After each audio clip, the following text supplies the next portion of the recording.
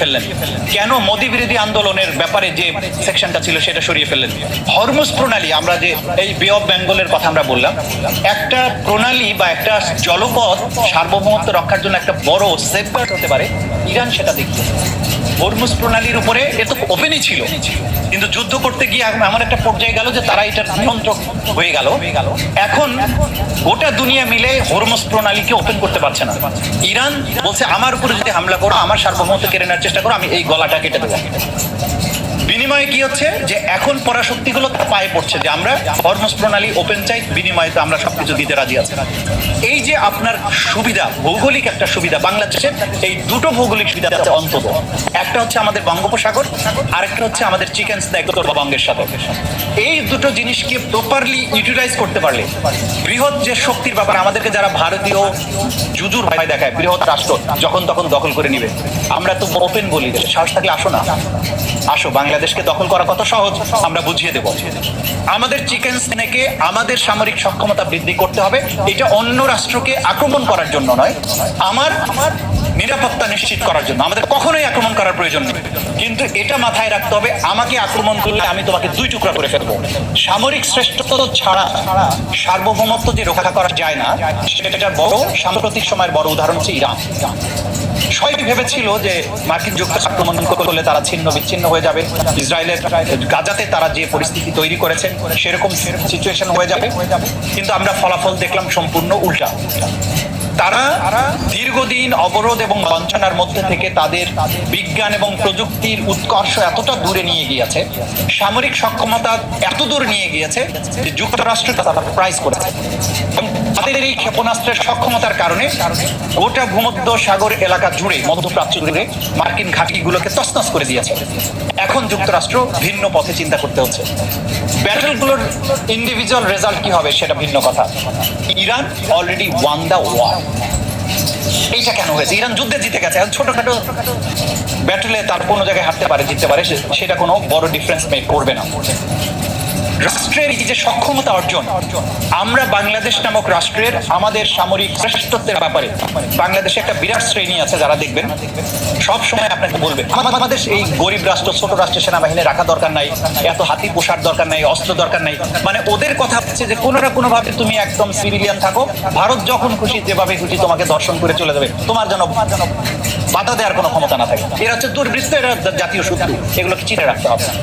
আমার রাষ্ট্রীয় সার্বভৌমত্ব, আমার 56,000 বর্গমাইল, এটা অনেক বড় দেশ, ছোট দেশ বিশ্বের প্রেক্ষাপটে, কিন্তু দেশ হিসেবে এটা অনেক বড়। ইসরায়েল আমাদের অনেক ছোট, কিন্তু গোটা দুনিয়াকে নাকে দড়ি দিয়ে ঘুরানোর সক্ষমতা অর্জন করেছে। কেন?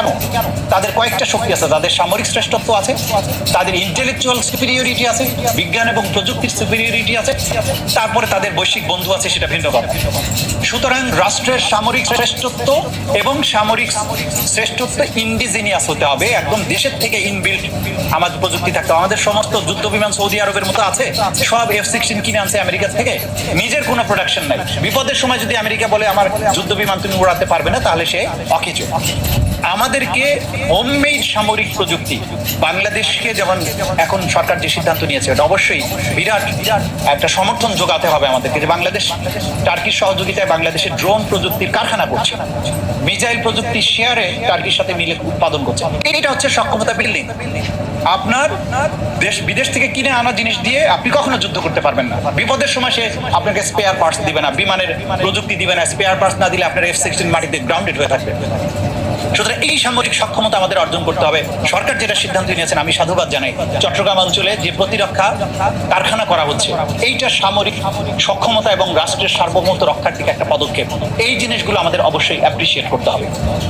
দ্বিতীয় হচ্ছে যে অর্থনৈতিক সক্ষমতা। আমাদের এখন পর্যন্ত যে গার্মেন্টস বেসড অর্থনীতি, এখান থেকে বেরিয়ে আসতে হবে। IMF এর লোন নিয়ে রাষ্ট্রের সার্বভৌমত্ব রক্ষা করা যাবে না, কারণ IMF লোন দেওয়ার সময় আপনাকে সবসময় তার রাস্তায় ডিকটেট করবে এবং সে কখনো চাইবে না আপনি মেরুদণ্ড সোজা করে দাঁড়ান। সে কারণে সরি ইব্রাহিম ট্রাউরের কথা আমরা উদাহরণ রাখতে পারি।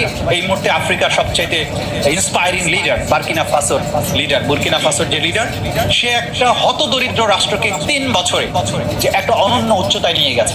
তার দেশে হীরার খনি, স্বর্ণের খনি ছিল, ফ্রান্স এবং ইংল্যান্ডের, ইউরোপের কোম্পানিগুলো সব উঠিয়ে নিয়ে যেত। তার দেশে সমস্ত পরিবেশ দূষণ করতো, অর্থনীতি কিছুই পেত না। সে প্রথমে এসে এই কোম্পানিগুলোকে বিতাড়িত করেছে, সামরিক সক্ষমতা বৃদ্ধি করেছে, মরু অঞ্চলে অর্থনৈতিক বিপ্লব ঘটিয়েছে, কৃষি বিপ্লব ঘটিয়েছে। এই যে সক্ষমতা বিল্ডিং এর জন্য একটা ভিশনারি লিডারশিপ দরকার, এইটা আমাদের রাষ্ট্রের জন্য অসম্ভব প্রয়োজনীয়। আমাদের লিডারশিপ, আমাদের প্রাইম মিনিস্টার, আমাদের মন্ত্রী পরিষদ, তাদের এই রাষ্ট্রের সার্বভৌমত্ব ধারণাটা তাদের মধ্যে পরিষ্কার থাকতে হবে, তাদের মেরুদণ্ড শক্ত করে থাকতে হবে এবং তার সাথে জাতিটাকে ইউনাইটেড রাখতে হবে। কোনো পন্থাই জাতির মধ্যে যে কোনো কারণে ডিভাইডিং পলিসি রাখা চলবে না, তাহলে এটা বাংলাদেশ একদিন তাহলে পরাধীন হয়ে যাবে। তাহলে অর্থনীতির কথাটা বলছিলাম, আমাদের অর্থনীতির বড় জায়গা, এক্সপ্লোর করার জায়গা হচ্ছে বে অফ বেঙ্গল, বঙ্গোপসাগর। বঙ্গোপসাগরের তার তলদেশের সম্পদ, সির যে সম্পদ, সেটা পাশাপাশি বাণিজ্য পথ হিসাবে বাংলাদেশের বঙ্গোপসাগরের যে অসামান্য গুরুত্ব আছে সেটা আমাদের উপলব্ধি করতে হবে। দেখুন, চায়না এবং ভারতের দ্বৈরথ, আমেরিকা এবং চায়নার যে দ্বৈরথ, সেই জায়গায় বাণিজ্য রুট হিসেবে ভবিষ্যতে মালাক্কা প্রণালী যদি কখনো বন্ধ হয়ে যায়, বিকল্প বাণিজ্য রুট হিসেবে বে অফ বেঙ্গল, অর্থাৎ চায়নার থেকে মায়ানমারের আরাকান রাজ্য হয়ে বঙ্গোপসাগর হয়ে যদি বিকল্প বাণিজ্য রুটের ব্যবস্থা করা যায়, এটা বিশ্ব শক্তিগুলোর জন্য একটা বিরাট ব্যাপার হয়ে দাঁড়াবে। সেই বাণিজ্য রুটের নিয়ন্ত্রক হচ্ছে আমরা। আমাদেরকে বুঝতে হবে আমাদের শক্তির উৎসটা কোথায়। সেই বে অফ বেঙ্গলকে, আমাদের পোর্টগুলোকে সুরক্ষিত করা এবং সেই খুলনা বা বাইকগাছা থেকে শুরু করে টেকনাফ পর্যন্ত যে বিস্তৃত সি উপকূল আমাদের, এই উপকূলে আমরা অনেকগুলোকে সি পোর্ট বানাতে পারি, বন্দর বানাতে পারি, যেটা বাংলাদেশের অর্থনীতিকে একেবারে অনেক বেশি আপলিফট করবে, যেটা আমরা সিঙ্গাপুরের পর্যায়ে পৌঁছে যেতে পারি। সেখানে শুধু গার্মেন্টস নির্ভর অর্থনীতি দিয়ে হবে না। IMF এর প্রেসক্রিপশনে একটা রাষ্ট্র চললে সে কখনো তার মেরুদণ্ড সোজা করে দাঁড়াতে পারবে না। এই কাজটা আমাদেরকে করতে হবে। হরমুজ প্রণালী, আমরা যে এই বে অফ বেঙ্গলের কথা আমরা বললাম, একটা প্রণালী বা একটা জলপথ সার্বভৌমত্ব রক্ষার জন্য একটা বড় সেফগার্ড হতে পারে, ইরান সেটা দেখিয়েছে। হরমুজ প্রণালীর উপরে এ তো ওপেনই ছিল, কিন্তু যুদ্ধ করতে গিয়ে এমন একটা পর্যায়ে গেল যে তারা এটা নিয়ন্ত্রক হয়ে গেল। এখন গোটা দুনিয়া মিলে হরমুজ প্রণালীকে ওপেন করতে পারছে না। ইরান বলছে, আমার উপরে যদি হামলা করো, আমার সার্বভৌমত্ব কেড়ে নেওয়ার চেষ্টা করো, আমি এই গলাটা কেটে দেবো। বিনিময়ে কি হচ্ছে যে এখন পরাশক্তিগুলো তার পায়ে পড়ছে যে আমরা হরমুজ প্রণালী ওপেন চাই, বিনিময়ে তো আমরা সবকিছু দিতে রাজি আছি। এই যে আপনার সুবিধা, ভৌগোলিক একটা সুবিধা, বাংলাদেশের এই দুটো ভৌগোলিক সুবিধা আছে অন্তত। একটা হচ্ছে আমাদের বঙ্গোপসাগর, আরেকটা হচ্ছে আমাদের চিকেন স্ন্যাক উত্তরবঙ্গের সাথে। এই দুটো জিনিসকে প্রপারলি ইউটিলাইজ করতে পারলে বৃহৎ যে শক্তির ব্যাপার, আমাদেরকে যারা ভারতীয় জুজুর ভয় দেখায়, বৃহৎ রাষ্ট্র যখন তখন দখল করে নিবে, আমরা তো ওপেন বলি যে সাহস থাকলে আসো না, আসো, বাংলাদেশকে দখল করা কত সহজ আমরা বুঝিয়ে দেব। আমাদের চিকেন স্নেকে আমাদের সামরিক সক্ষমতা বৃদ্ধি করতে হবে। এটা অন্য রাষ্ট্রকে আক্রমণ করার জন্য নয়, আমার নিরাপত্তা নিশ্চিত করার জন্য। আমাদের কখনোই আক্রমণ করার প্রয়োজন নেই, কিন্তু এটা মাথায় রাখতে হবে, আমাকে আক্রমণ করলে আমি তোমাকে 2 টুকরা করে ফেলবো।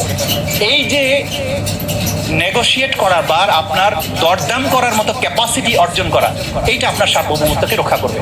সুতরাং আমাদের চিকেন স্ন্যাক, আমাদের পদ্মা ব্যারেজ, আমাদের বঙ্গোপসাগর, আমাদের বন্দর, এগুলোর উপরে আমার সক্ষমতা, আমাদের দখল, আমাদের ইন্ডাস্ট্রিগুলো বিল্ড আপ করতে হবে। এবং সেজন্য এমন একজন জাতীয় নেতা লাগবে যিনি ছোটখাটো রাজনৈতিক বিরোধের কারণে রাজনৈতিক দলগুলোর মধ্যে বিভাজন করবেন না। দেখুন, ইরানকে তারা ডিভাইড করতে চেয়েছে জাতিগতভাবে। ইরানের মধ্যে রেজা শাহ পাহলভির অনুসারীদের দিয়ে বিক্ষোভ করানোর চেষ্টা করেছে, কিন্তু যত বেশি বম্বিং হয়েছে তেহরানে, যত বেশি বম্বিং হয়েছে ইরান জুড়ে, ইরান তার লিডারশিপের আন্ডারে তত বেশি ইউনাইটেড হয়েছে। আজকে ইরানের প্রত্যেকটা মানুষ যুদ্ধ করার জন্য, জীবন দেওয়ার জন্য প্রস্তুত। এমন একটা জাতি লাগবে আমাদের, যে আমাদের দেখুন, যখনই ইন্টারিম গভর্নমেন্ট আসলো, আমাদের বিজিবির আচরণ পাল্টে গেল। প্রতিদিন বর্ডারে গুলি করে মানুষ মারে, আর এবার ঢুকলে কি করে, বিজিবি তাকে ধরে, বিজিবির পা ধরে বিএসএফ বসে থাকে। That is the difference we make. আমাদের নেতৃত্বকে এতটা মেরুদণ্ড সোজা করে দাঁড়াতে হবে, আমার ভূখণ্ডে তুমি চোখ রাঙাবা, আমি তোমাকে ছেড়ে দেব না। সুতরাং বর্তমান সরকার এই পলিসি অব্যাহত রাখছেন, এটা আমরা সমর্থন করি।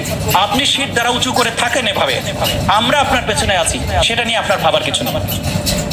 কিন্তু একই সাথে আমাদের দুঃখের সাথে বলতে হচ্ছে যে জুলাই জাদুঘরে কি জন্য ইন্ডিয়ান আধিপত্যবাদ বিরোধী যে সমস্ত সেকশনগুলো ছিল কেন তুলে দিলেন, ফেলানি প্রদর্শনী যেখানে ছিল কেন সরিয়ে ফেললেন, কেন কাঁটাতারের বেড়া সংক্রান্ত যে একটা সেকশন ছিল সেটাকে কেন সরিয়ে ফেললেন, কেন মোদী বিরোধী আন্দোলনের ব্যাপারে যে সেকশনটা ছিল সেটা সরিয়ে ফেললেন। এটা কিন্তু আমাদের আবেগের সাথে জড়িত। আমাদের মুক্তি সংগ্রাম সার্বভৌমত্ব রক্ষার ব্যাপারে আমাদের জনগণের যে সংগ্রামের ইতিহাস আমার জাদুঘরে সেটা থাকতে হবে। কোনো কারণে, কোনো বিবেচনায়, কোনো নেগোসিয়েশনে এই জিনিস জাদুঘর থেকে অমিট হতে পারবে না। এটা আমরা সরকারের প্রতি অনুরোধ জানাই, আপনারা এগুলোকে আবার পুনঃস্থাপিত করেন। আপনারা যদি এই সার্বভৌমত্ব রক্ষার জন্য রাষ্ট্রকে অনন্য উচ্চতায় নিয়ে যেতে চান, যতই রাজনৈতিক বিভাজন থাকুক, আমরা প্রত্যেকেই আপনার পেছনে আছি, আপনার পেছনে থাকবো। কিন্তু আপনি যদি ডিভাইড করেন, আপনি যদি নতজানু হওয়ার চেষ্টা করেন, মনে রাখবেন এটা বদলে যাওয়া বাংলাদেশ, মানুষ কিন্তু আপনাকে এইটা দেখতে চাইবে না এবং মানুষ কিন্তু তখন আপনার সাথে থাকবে না। আজকে এই যে সার্বভৌমত্ব নিয়ে আমরা কথা বলছি, সার্বভৌমত্বের ব্যাপারে আমাদের অনেক বেশি বেশি আলোচনা হওয়া প্রয়োজন। কারণ এই রাষ্ট্র, ক্ষুদ্র রাষ্ট্র যে সার্বভৌমত্ব কিভাবে রক্ষা করতে পারে তার যে গোপন কৌশলগুলো আছে সেগুলো নিয়ে আমাদের আলোচনা হওয়া উচিত। বেশি বেশি আমাদের জনগণের মধ্যে সেই অ্যাওয়ারনেস ডেভেলপ করা উচিত যে আমরাও পারি। আমাদেরকে তুমি তুচ্ছ করবে, আমাদেরকে তুমি যখন তখন উড়িয়ে দেবার ভয় দেখাবে, এইরকম রাষ্ট্র এবং জাতি যে আমরা না, এই আত্মবিশ্বাস আমার জাতির জনগণের প্রত্যেকটি যুবক, তরুণ, শিশু, কিশোরের মধ্যে এই আবেগ এবং এই উপলব্ধি সৃষ্টি করতে পারাটা সার্বভৌমত্ব রক্ষার জন্য অসম্ভব প্রয়োজনীয়।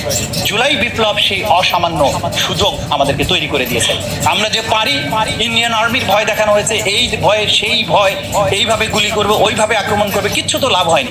আবু সাইদ এইভাবে দুহাত বাড়িয়ে বুলেটটাকে বুকে নিয়েছে, বিজয় অর্জন আমরা করেছি। জুজুর ভয় দেখিয়ে এই জাতিসত্তা, এই যে অসম্ভব স্পিরিটেড একটা জেনারেশন, তাদেরকে কখনো দমন করে রাখা যায় না। আমরা নতুন সূর্যোদয় দেখেছি, এবার এইটাকে মধ্য গগনে নিয়ে যাওয়ার জন্য যা যা করার আমরা এক এক করে করবো ইনশাল্লাহ। সেই যাত্রাপথে সবাই আসুন, একসাথে হাতে হাত রেখে সামনে এগিয়ে যাই। আপনাদের সবাইকে ধন্যবাদ। আসসালাম।